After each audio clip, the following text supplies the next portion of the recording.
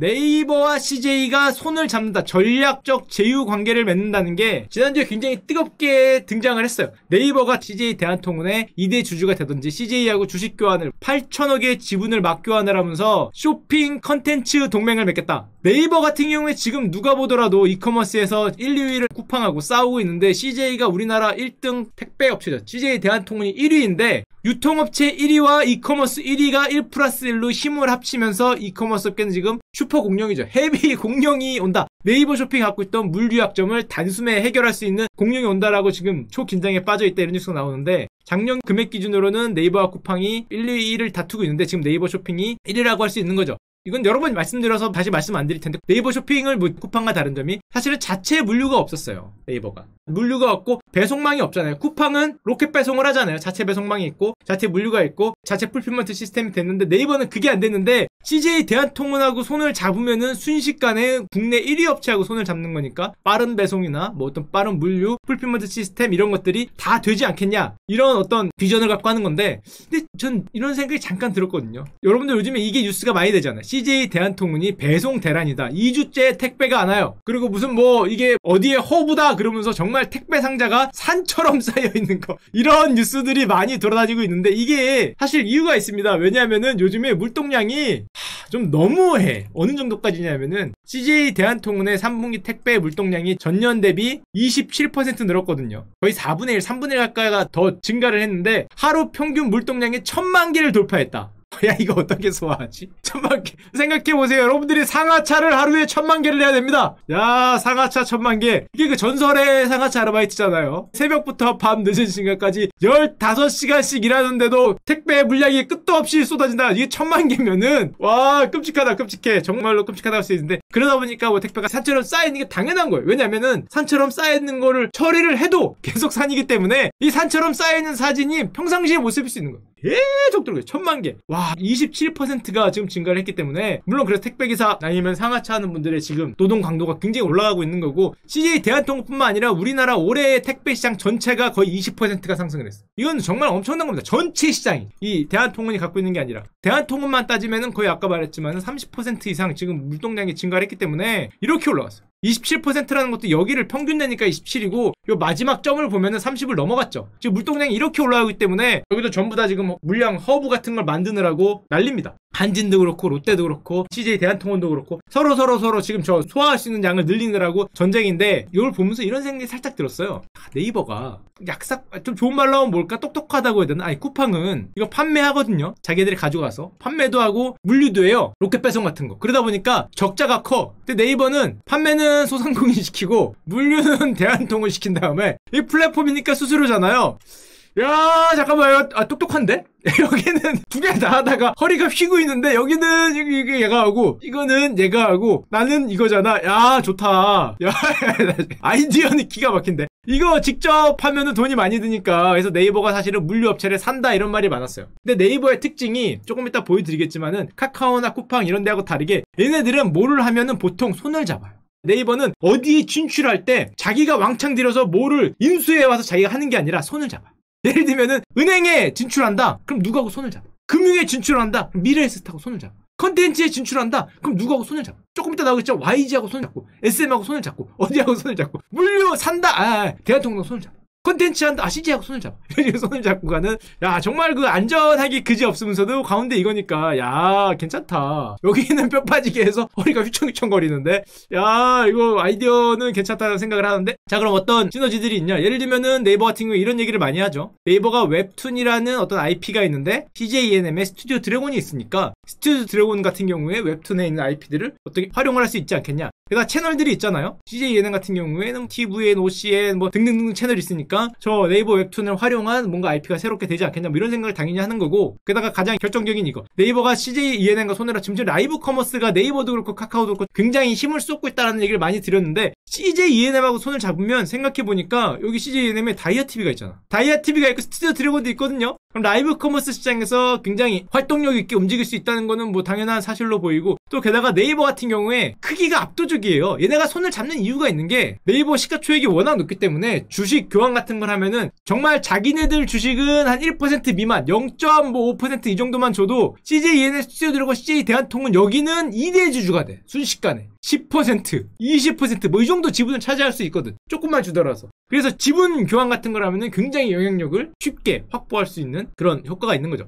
게다가 카카오 같은 경우에 카카오 TV가 네이버하고 약간 다른 점을 보여주기 위해서 말씀드린 건데, 카카오 TV가 개국을 했잖아요. 어떤 라이브 커머스나 아니면 쇼폰 컨텐츠 같은 거를 하겠다고 카카오 TV가 개국을 하면서 요즘에 컨텐츠가 쭉 나오고 있는데, 여러분들이 좋아하는 뭐 찐경규, 페이스 아이디 뭐 이런 게 쭉 등장을 하는데, 카카오의 움직이는 방식을 보면은 정말로 어디 딱 들어가면은 대대적으로 투자를 합니다. 뭐 3천억 규모에 넣고 드라마 4편, 예능 15편, 그 다음에 뭔가를 막 사람들을 데려와요. 막 인수를 해요. 무슨 뭐 어디 뭐 CJ ENM 뭐 대표이사 하는 분들 데려오고, 어디 스타 PD 데려오고, 스타 작가 데려오고, 막 이렇게 데려온 다음에 관련 회사들을 인수도 합니다. 사람들을 모으고 인수를 하고 이렇게 해서 준비를 한 다음에 결국에는 스타 되는 분들을 데려오죠. 이효리 누나를 모시고, 경기 형님을 모시고, 홍철 아저씨나 딘딘가티를 데려와서 개민 뚠뚠 이런 거를 쓰면서 사람을 모읍니다. 그러면서 저는 깜짝 놀랐어요. 우리 노홍철 아저씨라고 이 개민 뚠뚠이라는 걸 찍는데, 노홍철 아저씨가 뭐라고 얘기하냐면 갑자기 카카오 주식을 산대. 카카오 주식을 왜 사? 그랬더니 여러분들도 아시지만 이런 얘기를 했어요. 아니 와서 보니까 PD 아저씨도 유명한 분이야, 작가 누나도 유명한 분이야, 음식도 맛있는 걸 줘, 쫙 깔고 스튜디오도 엄청 삐까뻔쩍하게 만들어. 그러면서 노홍철이 그걸 딱 보더니, 야 여기는 돈을 많이 쓰는구나. 이건 그 방송심의위원회에 걸리기 때문에 요건 지우더라고요. 돈을 많이 쓴다. 이러더니 카카오 주식을 사더라고. 대단한데 이거 어떻게 알았지 이런 생각을 하는데, 실제로 카카오는 그런 식으로 일을 많이 하죠. 뭔가 쫙 펼친 다음에 막 스타들을 모으고 막 데려온 다음에 뭔가 진행을 하고. 자, 저는 이걸 보면서 개인적으로 생각했습니다. 좀 본받아야 된다. 누가?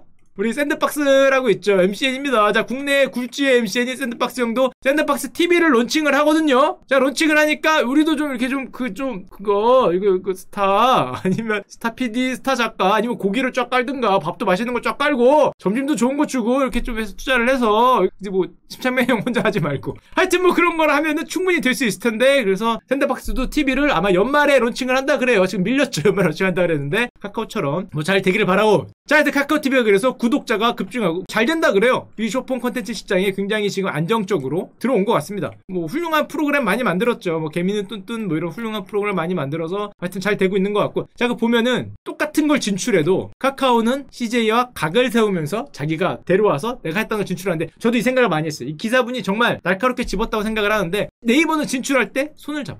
아까도 얘기 드렸지만 카카오는 뭐 하면은 뱅크 뭐 이런 걸 만들어서 파괴적 진출을 하는데, 네이버는 손을 잡고. 카카오는 인수라고 들어가는데 네이버는 SM 손을 잡고. YG도 들어가는데 네이버는 손을 잡고. 우리 손을 잡고 하는, 한마디로 네이버표 동맹을 만들면서 들어가는데, 이번에는 네이버가 CJ하고 손을 잡으면서 이커머스 시장에 가장 큰 어떤 변화가 될 건지, 아니면 컨텐츠하고 손을 잡았으니까 이 카카오하고 네이버 CJ하고 손잡은 동맹하고 경쟁이 될 텐데, 아마 여러분들 곧 보시게 될 겁니다. 지금 폰 안에 쇼핑 전쟁 그러는데, 쇼폰 컨텐츠도 마찬가지고 라이브 커머스도 마찬가지고, 이제 곧 저런 쪽에서 격돌이 있지 않을까 생각이 되고, SK텔레콤이 우버와 손을 잡고 국내 모빌리티 시장에 공략을 시작했다는 게 이번 주의 메인 주제가 되겠는데요. 이게 생각보다 큰 뉴스입니다. 추구하는 게 뭐냐 했더니 모빌리티 구독, 뭐 택시 호출 사업 그런 얘기를 하는데, 일단 모빌리티 사업단이라는 거를 분할을 했습니다. SK텔레콤이. 그 SK텔레콤의 모빌리티 사업단이 뭐냐? 티맵. 우리가 많이 쓰는 거. 티맵 택시 이런 게 SK텔레콤 안에 있었는데, 이걸 물적 분할해서 새로운 회사로 만들었거든요.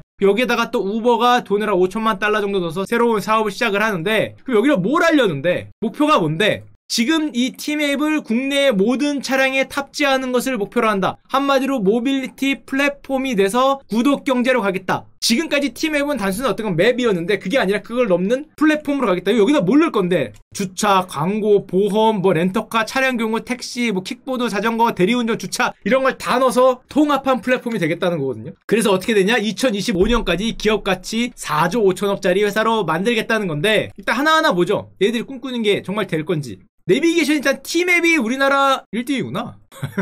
카카오 내비가 아니네. T맵이 우리나라 1등인데 국내 운전자 75%가 깔려있고 이렇게 지금 많이 깔려있다고 합니다. 2위 택시 호출 사업은 지금 우버 T맵으로 만들겠다는 건데 지금 누가 보더라도 이거 카카오가 먼저 하고 있잖아요. 카카오 모빌리티가 먼저 하고 있는 건데 우버 같은 경우에는 공유 자동차 서비스를 시작을 해서 궁극적으로는 자율주행으로 차가 스스로 다니면서 택시 역할을 해주는 이런 걸 꿈꾸는 데라 우리나라에 들어왔다가 퇴출당했거든요. 퇴출당하니까 안 되니까 기존에 있던 SK T맵하고 힘을 합쳐서 택시 호출 사업에 다시 진출하겠다는 거고 지금 카카오가 택시 시장을 장악하고 있으니까 이 연합군도 역시 카카오하고 싸우겠다는 생각이 굉장히 강한 거죠. 그러고 보니까 SK그룹에 자동차 안에서 볼 수 있는 쇼핑도 있고 OTT도 웨이브 같은 게 있고 여기가 있는 건 많아요. 자 그럼 보면은 우버가 옛날에 꿈꿨던 게 공유 자동차 서비스 회사로 처음에 시작했던 생각을 하는데 그게 아니라 자율주행까지 되면은 이 차가 그대로 사람 없이 돌아다니는 시대가 되고 그때가 되면은 자동차의 빅데이터가 될 거니까 나는 IT 기업으로 발전할 수 있고 껍데기는 남들이 만들어도 자동차 소프트웨어 플랫폼 기업으로 미래의 어떤 컴퓨터 소프트웨어나 아니면 스마트폰의 소프트웨어 기업이 옛날에는 컴퓨터엔 마이크로소프트였고 스마트폰에는 어떤 구글이나 안드로이드가 컴퓨터의 소프트웨어가 마이크로소프트여서 90년대에서 2000년대까지 마이크로소프트가 최고의 기업이 됐다고 말씀드렸잖아요. 스마트폰 시대에는 구글과 애플이 최고의 기업이 됐고 우버는 그러면은 자동차 시대에는 우리가 이 역할을 대신하는 플랫폼 기업이 될 수 있지 않을까가 우버의 어떻게 보면은 가장 큰 비전이었는데 SKT하고 손을 잡고 들어서 한국에서는 같은 비전을 꿈꾸겠다는 거죠.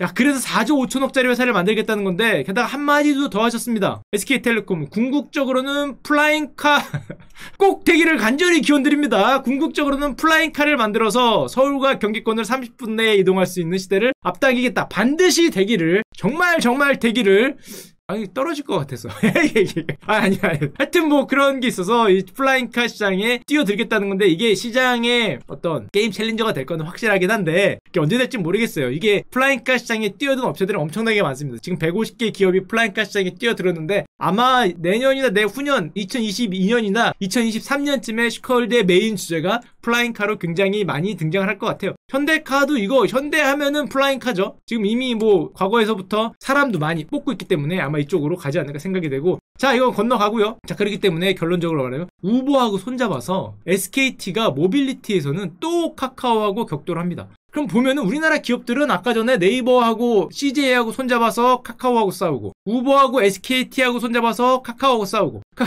카카오는 하도 문어발이 공룡처럼 되다 보니까 사방에서 지금 카카오하고 싸우는 그런 현상이 일어나고 있고 이런 기업들이 생각하기에 승부는 모빌리티에서다 라고 생각을 많이 하는데 그때 머스크 형이 옛날에 얘기했듯이 앞으로 자동차가 아닌 새로운 컴퓨터가 자동차가 갈 것 같으니까 이 자동차에 들어가는 OS나 자동차에 들어가는 어떤 플랫폼에 대한 대전이 시작이 되고 있다고 보면 되고 SK텔레콤 입장에서는 과거에 사실 있었거든요. 지난번에 말씀드렸죠. 네이트온 회원이 2,500만 명의 시대 2008년 10년 전에 대단한 컴퓨터 시대에 네이트온 회원이 2,500만 4,800만 명 중에 국민의 절반 이상이 가입하던 시절이 있었어요. 그때 당시에 기염을 토했잖아요. 뭐 MSN을 뭐 제쳐갖고 지금 뭐 이렇게 올라 2,500만까지 가던 그런 기염을 통하던 시절. 그때 당시 SKT가 갖고 있던 싸이월드가 가입자 1,000만을 넘던 시절. 1,000만입니다. 1,000만. 네이트온 메신저가 2,500만. 싸이월드가 1,000만을 넘고 네이트가 당시에 3강을 이루면서 검색 점유율이 3개 합쳐 40%를 넘던 시절에 최고의 기업이었는데 여기서 넘어가면서 컴퓨터에서 스마트폰으로 가면서 그냥 적응을 못하고 세 가지가 다 날아가면서 카카오한테 주도권을 얻겠죠. 카카오톡이 그 위치를 대체하면서 사실은 SK에 화려할 수 있었던 미래가 날아가고 카카오에 완전히 밀리는 모습을 스마트폰으로 넘어간다는 거를 생각을 못하면서 밀렸다고 옛날에 말씀을 많이 드렸는데 이제 바꾸겠다는 거죠.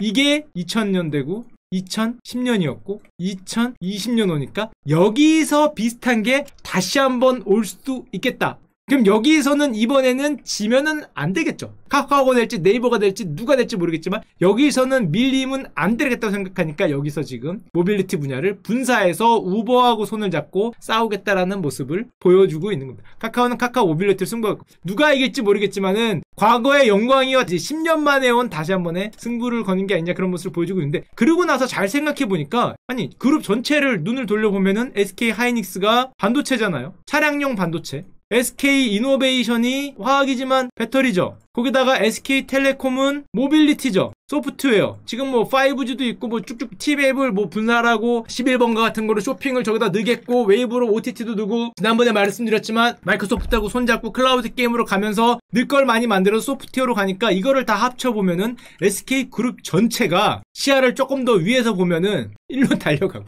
하이닉스는 차량용 반도체, SK이노베이션은 배터리, 그러니까 SK텔레콤은 여기 안에 들어갈 무언가.